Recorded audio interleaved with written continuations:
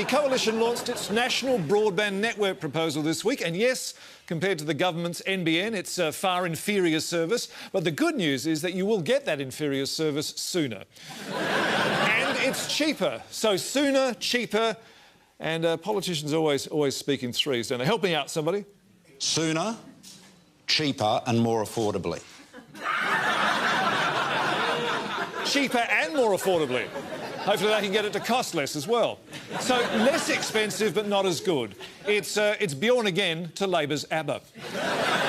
It's a tribute broadband network. Now, the major difference between the two networks is that Labor runs fibre to your home, allowing broadband speeds of about 100 megabits a second, whereas the Coalition runs fibre to a node at the end of your street and then reduces the whole thing down to 25 megabits, where it hooks up to the copper wire that runs to your house.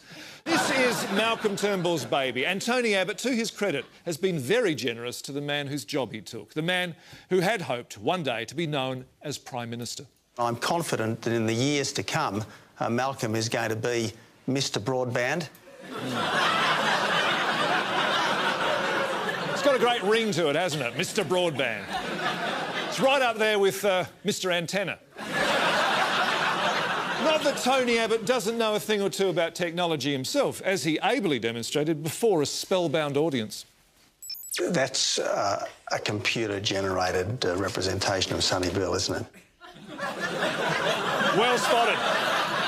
Well spotted indeed. A lot of people would have thought the real Sonny Bill had magically appeared in front of them, perhaps beamed down from a spaceship hovering over Fox Studios.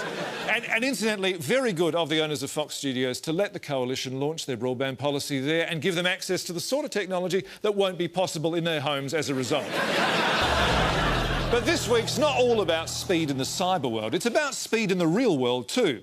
Since the arrival of the First Fleet, we have dreamed of a high-velocity rail system linking the great cities of our East Coast and Brisbane. As with the national broadband rollout, the Libs and the Labs have competing ideas.